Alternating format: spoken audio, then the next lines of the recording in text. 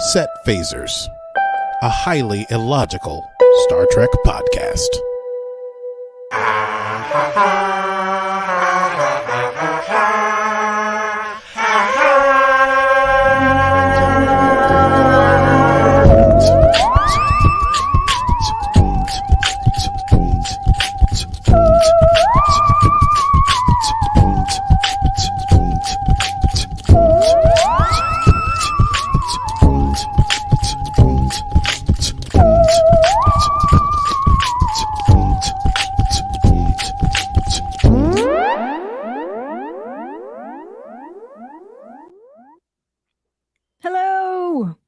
Hello.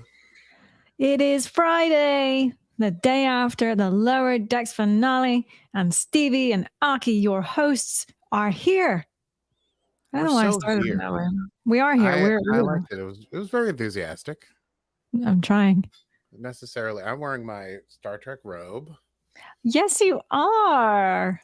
Aki got a Star Trek robe from one of his musical friends. Yes, I think. What's Bill Ray's first name? I don't know that. That's his first name. Oh, what's his? Oh, I thought it.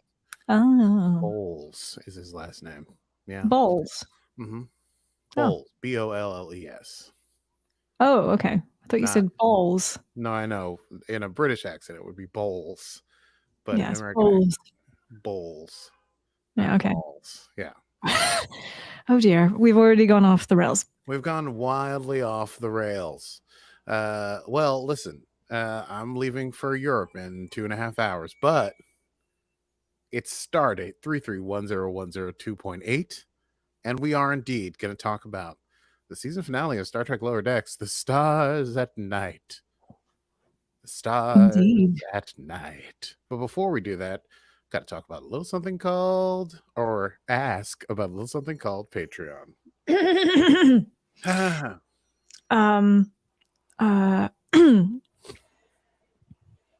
Are you missing nerdy people in your life? Does your wife like the TV that you watch and you need some time alone? Oh. Do you need an excuse to go and sit in a dark room and watch some TV? That could have gone somewhere else. I don't know. Do you need some science fiction friends in your life? Well, look no further, friends, because right here, Stevie and Aki are here to welcome you into their Patreon community. Just join at patreon.com/setphasers for behind the scenes things, early access to our videos, our audio episodes, Netflix watch parties, cooking with Aki, and more at setphasers.com and patreon.com/setphasers. That's right. Oh yeah, and after I get back from Europe, it's on. There's gonna be songs being written. There's gonna be, I'm doing everything in this robe, cooking, the Zoom watch-alongs. We're gonna do it all. Yep. I just like the robe. It's a beautiful robe. Thank you. It's very soft. Looks soft. Looks plushy. Thank you. I do try. Okay. Well, we should just run it down, I think. It's a great idea. It's time to run it down. Can you run it down for me? What just happened? Can you run it down for me? Let me just collect my notes here. Move them around. Crack on, as they say. It's only 2 pieces of paper, but I'm trying to make it sound like a lot. Let me read from my comments. The episode is called The Stars at Night. Look, here's how it goes, folks. You remember how the last episode ended. Mariner left the fleet, Starfleet altogether, and became an independent archaeologist, adventurer person with Petra. Wow, should be so simple. Anyway, the Cerritos was attacked by the Breen in their second contact mission on the planet of Brekka, and this is why I'm having trouble. Petra, Brekka, Preya, and so the ship is all jacked up and it's in dry dock, and they were saved by the new automated Texas-class brought forth by Admiral Buenamigo. And so we begin with, yes, Cerritos But and dry dock. ironically, he's not a Buenamigo. Well, spoiler alert. Oh, sorry. What you want? Spoiler alert. Oh, damn it! Damn it! Spoiler alert. Spoiler alert. Fuck. As it turns out, Admiral Buenamigo is actually an unadmiral Malo Amigo. Man, I wish I had come up with that content before. I could have really run with it. That was a pretty good idea. Yes. Well, before his inevitable betrayal, Freeman and Ransom go before the admiralty, and they talk about the failure of the mission. And Buenamigo reveals that his big plan is to get rid of the California class and replace them all with Texas class automated ships that can handle that kind of business. And so they're going to scrap it, and that's the whole plan. But Mariner. Captain Freeman says, no, that will not do. And so in order to save the California class, she challenges Admiral Buenamigo's Texas class to a, quote, mission race. They will go through a gauntlet of second contact missions. And whichever gets done faster will be the winner. It's kind of, we don't look too closely at this idea of a mission race. The Admiralty's like, yeah, sure, do a race to prove that you should stay in Starfleet. Meanwhile, word has gotten out, obviously, to the people on the Cerritos, and they're all freaking out. Brad Boimler unintentionally hurts Shax's feelings by doing an impression of him just as he walks in the room and is behind him. And now Shax and Boimler, their relationship is strained, and Boimler doesn't want things to end that way, but Shax won't hear of it. And there are tears in his eyes. We should jump real quick to Mariner, who is stealing things from black market Ferengi thieves and then returning them to museums. And she and Petra are on their ship together, and they're having a jolly good time. Mariner does wonder, hey, where does all this money come from? How do you afford like all these missions and the ship and the fuel and stuff? Like, this is not Starfleet. And Petra's like, hey, you just let me worry about the money and you worry about being dope. And Mariner's like, sure. But we know that Mariner's going to want to look into this one. She gets the chance. Anyway, back to the mission race. It's a race, and Cerritos gets out ahead, and Buenamigo's like, oh no, don't worry, USS Aledo, let's let them get a little head start to see how well they do. And so they go to one planet and they meet the people, and they're setting up the stuff, and just as they're about to finish setting up the stuff, boom, the Aledo shows up and drops it prefab on the ground. Then they go to another planet, and they're trying to set up this frontier laboratory thing, and the crew's really getting their work done. And then the USS Aledo shows up and boom, drops a prefab thing on the ground. Done. But Tendi, in the meantime, discovers that there may be sentient life in the dust, and so they have to run a self-awareness test. And so they have to stop everything they're doing because it's Starfleet. And it's one of the main things of what I was about to call General Order 1, but it's actually Prime Directive. Was it originally General Order 1, or am I getting it confused with a different Yes, I think it was. Okay. Just making sure I know what I'm talking about and which robe I'm wearing. And they find out that it's a multiphasic sort of plant life, but it's not sentient, so it's fine. They're able to finish putting their tower together.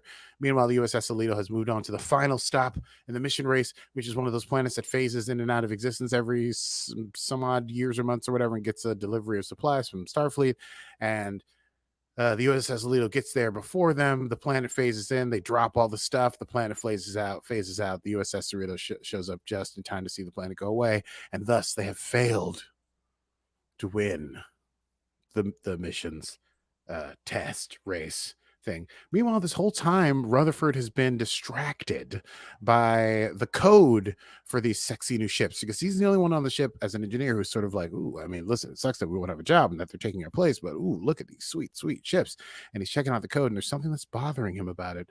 And as there's a little wrap-up conversation going on between Freeman and Buenamigos, where Freeman tries to say, listen, you may have beat us, but you put a thing on the ground without checking to see if there's life first. And Buenamigo's like, yeah, it's a rounding error. Well, I can figure that all out. We're going to get rid of the California class. Rutherford realizes what exactly that code is. It's his code.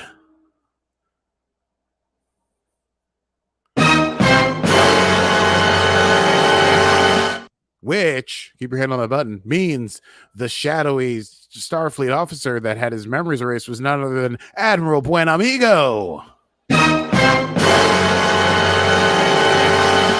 And when confronted with this information by Rutherford while still on the line with Captain Freeman, Buenamigo admits it all and says it was all part of his plan the whole time, and that's why he wanted the second contact missions to fail, and the Cerritos is going to go down no matter what. And then in order to cover up his tracks, he decides he's going to give the USS Aledo its complete autonomy so that it can attack the USS Cerritos and destroy them all. And he'll say that it was Freeman who attacked the ship in the first place, thus leaving his dastardly plans intact.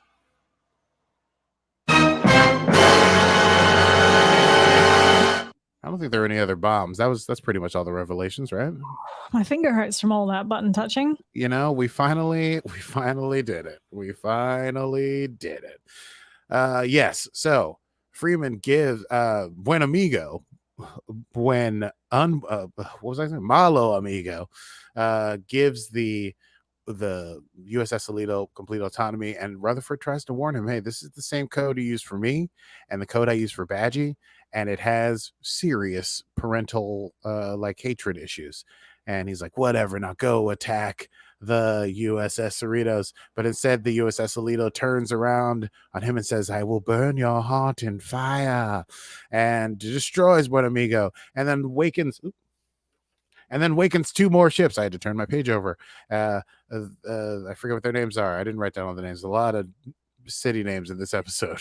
Texas. Yeah, and then forget.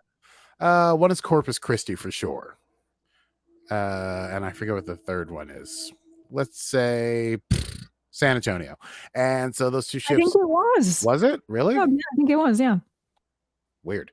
And so the ships come out, and there's three of them, and they're destroying the station, and the USS Cerritos sees this happening, goes, oh no, we've got to ward Starfleet, and all this stuff is happening, and then Starfleet sends in another ship, and that ship starts to get attacked, and the Cerritos has to figure out some way to take down these automated Texas-class ships with superior shielding and no people on board, and they're super fast. Meanwhile, back with Mariner and Petra, they arrive and are delivering the icon or idol that they found.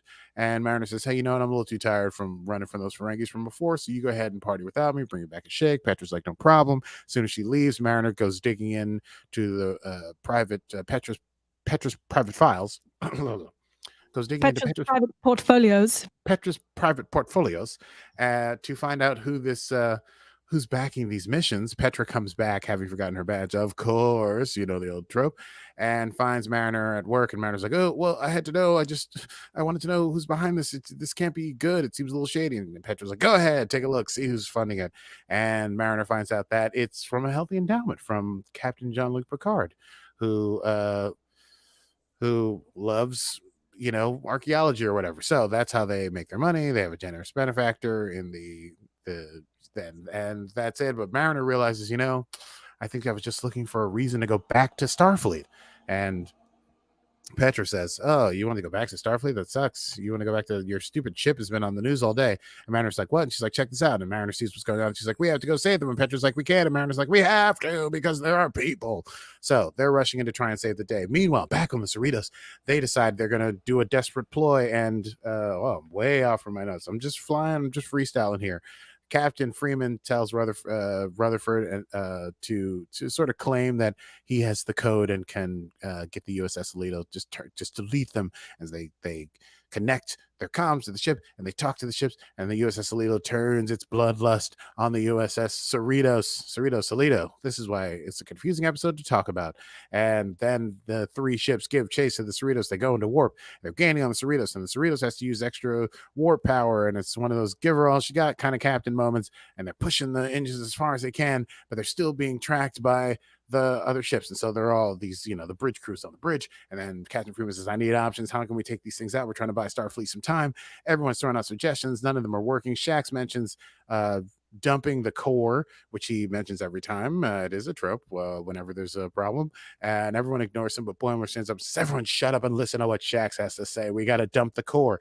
And Captain Freeman says, he says that all the time, but this time it could work because they drop the core behind them. They fall out of warp, which could be troubling, but they'll blow up the ships with the core in, you know, in the process. And so Shax gets his greatest dream to get rid of the core, and everyone is cheering as he goes into the turbo lift and walks through the halls. They're all, yeah, eject the core, Shax. And he goes down to engineering, and Billups hands him one of the keys, and they turn them together and they eject. Kapew!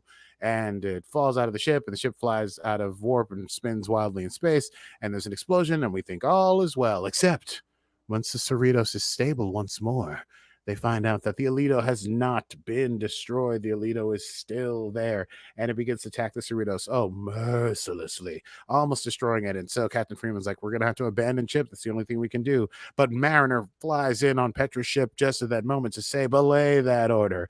And Captain Freeman says, you can't save us, not with your one ship. And so Mariner says, that's why I called for help. And one more California-class ship comes in, and Freeman's like, you too can't stop it. That's not enough to stop this one ship. And that's why Mariner says, I called them all. And all the California class ships show up. I will not name all the California class ships, but there were many. All the many cities in California show up. It's attack pattern Delta full spread. They take down the ship. And all is well, cheering and happiness to the end. Cerritos is getting a new core. Shax finds Boimler and says, hey, you helped me achieve my greatest dream. You're now part of the Bear Pack. So they've made up. Mariner and Captain Freeman reunite, and Captain Freeman wants to reinstate Mariner. Mariner's happy to do that. She doesn't necessarily want to be captain, but she does want to be part of Starfleet, and she asked specifically to be assigned the mentor of Commander Ramson, which Ramson doesn't necessarily love, but it's great. And finally, Tendi, who did such a great job under pressure, is awarded by her mentor, Dr. Miglamel, with a study buddy, a Vulcan by the name of T'Lyn, who she immediately introduces to all her friends.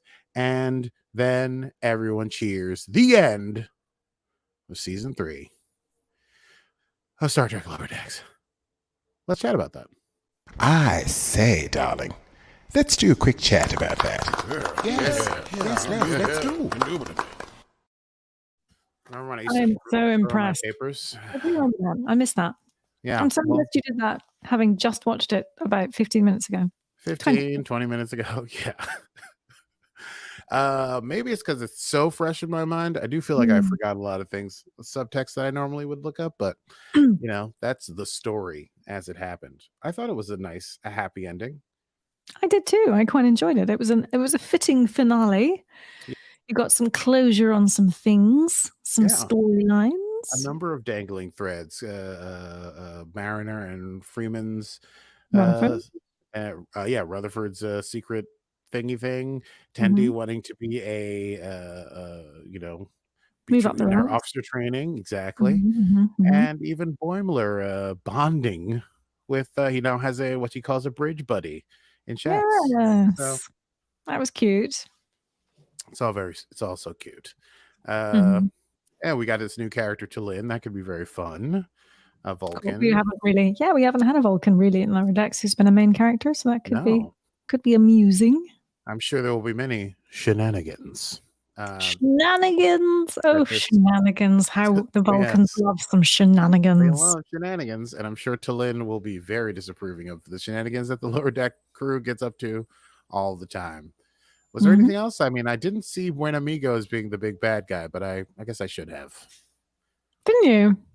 No, I was like, maybe it's Freeman's dad. I was Mariner's dad or something like that. I only did at the beginning of the episode. At the beginning you were like, this has got to be the guy. It's got to be him.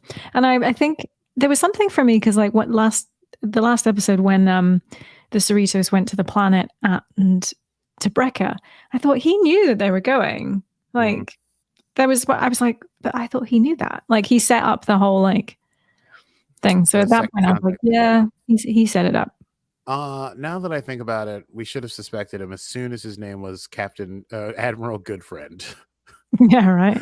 It was very much broadcast early because he's in episode 1 Mhm. when Freeman is trying to get free from being told that she destroyed Packlet Planet, and his name is Admiral Buenamigo, and we should have known he can't be that point of an amigo. I wish we'd like it's kind of tough because he's not on the Cerritos, so we wouldn't have seen much of him. But I think like it would have been more of a Scooby-Doo moment. I think if it had been him all along. Right. But also he did he showed up a lot this season. Yeah. So it makes sense. They kept it. It was very, you know what, for a comedy show that's about Star Trek, they did just the right amount of dramatic sort of foreshadowing to give us the big bad as someone we care about enough that the betrayal is truly a betrayal. He also laughed like a maniac holding a cigar, and at that point I was like, this guy's probably the bad guy. Anyone with a cigar in a movie, they're never good guys. But I really like what they tied all the things together. It's a lot of dangling threads they put together this season. Dingle dangles. A lot of dingling and dangling dingle dangles that they put to gangle. Oh boy. I can't wait to get back to more shenanigans. Do we have any special Easter eggs or news? We certainly have some Easter egg, Ducky. Hello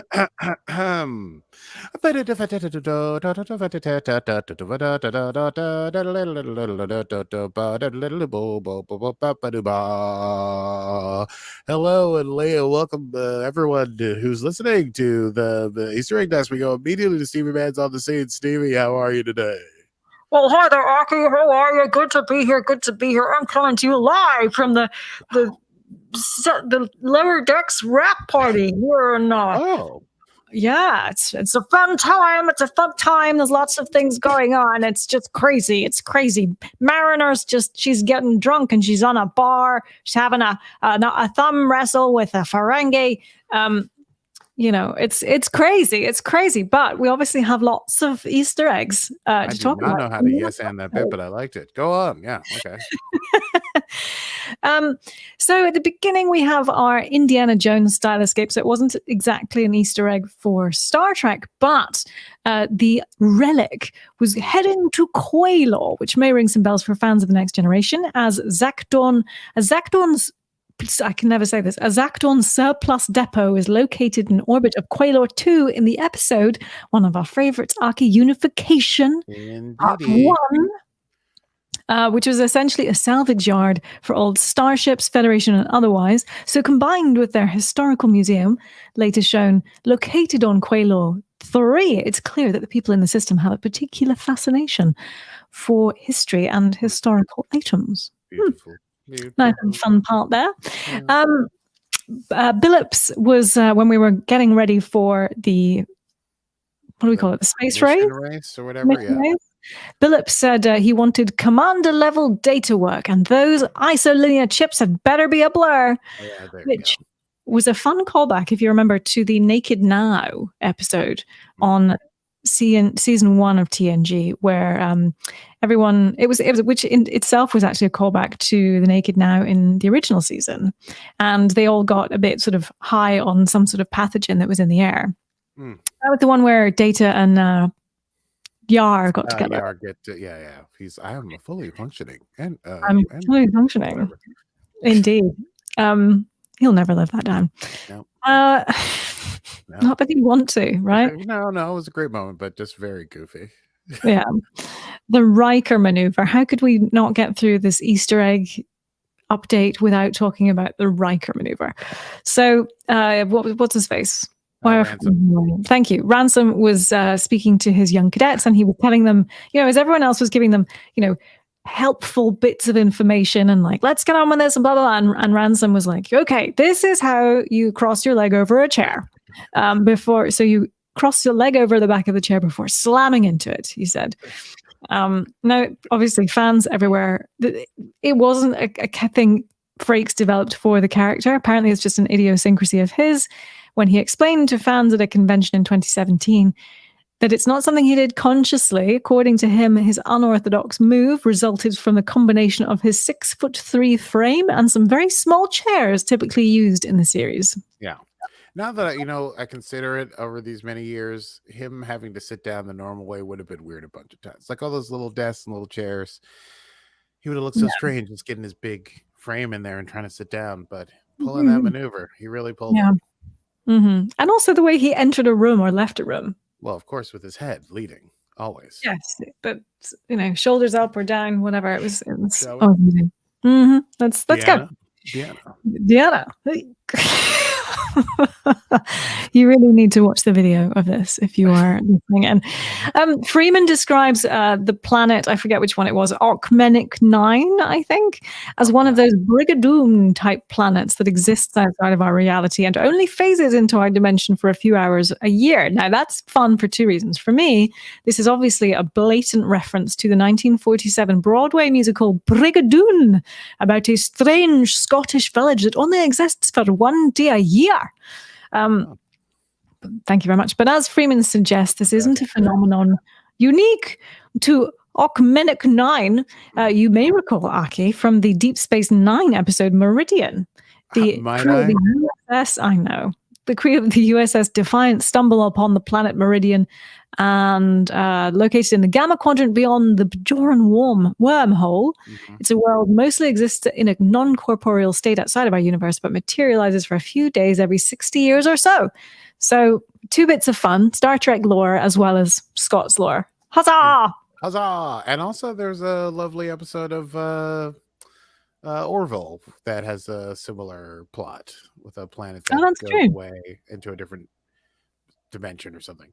Yeah, that was the whole thing was lovely. Yes. Yeah.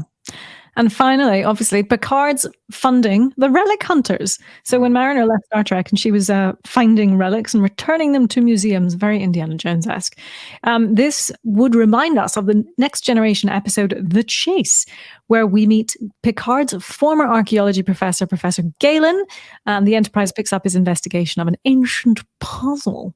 The TNG episode Gambit even has Picard using Galen's name when he poses as a relic hunter after being kidnapped by criminal bandits. So it seems that once he made Admiral, he made a passion project to fund independent archaeologists. Well, we know that he doesn't like to sit still. He likes to stay involved. Yes.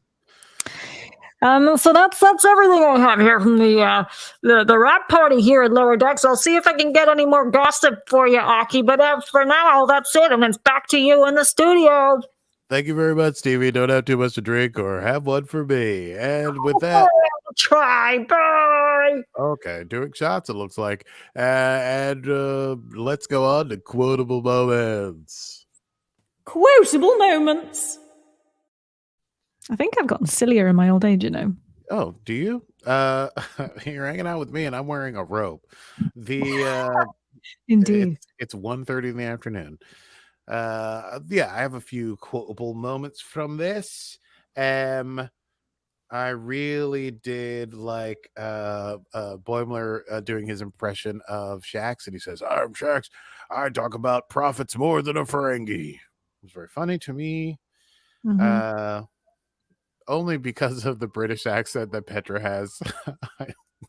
I don't know why, but I really love that she said, no, we can't go after the we don't have to go after them. It will be a bloodbath. A bloodbath. A bloodbath? It will be a bloodbath. We can't. We can't do that, Mariner. It'll be a bloodbath in there. It'll be a bloodbath. It'll be a bloodbath in there. Is that an accent of any kind? Every time you caught me, it just goes wrong. I can't do it. It's very fun though.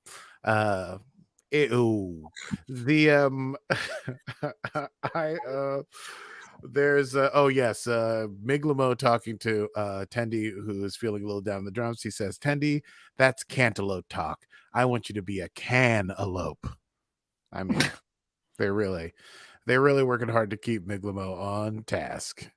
And on staff. Hello. Well, it's Paul F. Tompkins, obviously. And he's doing a lot of other voices and the little bit voices. Oh yeah, I've heard him. He was the admiral in the I think, lieutenant in the last episode who was throwing away the pies. Oh, okay. And he says, I can't give you any pie. And he says, then stun me. And he says, I can't. That was definitely Paul F. Tompkins. I wondered why, because that was just so random otherwise. That had that was just not part of the plot in any way. Definitely PFT. It was just about Rutherford's obsession with pies. Also, the guy who plays Lieutenant Kayshawn, Carl Tart, has been doing. I'm big on noticing voice actors. He's doing a lot of the bit roles too. I think he's one of the California class captains that shows up at the end. And I also loved the speech that I forgot the cat's name gives at the very end of the episode. She says, today we faced impossible odds, but together we kicked impossible's ass. I hope that's the t-shirt for episode 10. Yeah. That's what I got. I had one. What do you got? I had one. Rutherford, he said, he used my designs, my code. That's the same code I used for Badgie. And then Tendi says, oh no, a starship can't have daddy issues. Yes, indeed. That was probably one of the most terrifying moments in the whole episode, was that there's the code for Badgie. Yeah, that's it. I guess we go to next time now. Let's do it. Next time on Set Phasers. I'm inconsolable. Next time on Set Phasers. What will we do? Well, we'll figure something out to talk about. We will figure something out to talk about. I'll write a song that goes like that. And listen, if you're hankering for a little rundown and discussion and quotable moments from other Star Trek episodes, we have a jillion back episodes for all the episodes of Star Trek Discovery, Star Trek Picard, first season of Strange New Worlds, the past 2 seasons of Star Trek Lower Decks. We are on it. Even when we now have 2 hours before we have to get on a plane to go to Europe, because we give a damn. You understand me? So find us wherever you get your podcast from. We are there. And if you want to get on Apple Podcasts and give us a little review and a little, some stars, that wouldn't hurt either. Yeah, please do that. And of course, you can find us on patreon.com/setphasers. If you need nerdy friends in your life, me and Aki and the rest of our Patreon crew are there for you. Patreon.com/setphasers. We also have social media. We're on Instagram, Set Phasers Podcast. We're also on the Faceplace, Set Phasers Podcast. Meta. With Set Phasers Podcast. So you can find us there and be cool and interact with us. Meme Game Strong. It's all Stevie. Well, what a season. It's time for a little breaky break, and we'll be back in a couple of weeks when Aki returns from Europe. Until next time, I am Stevie Mans. And I've dreamed of this moment for so long. Eject. Computer. Program. Eject. That's a new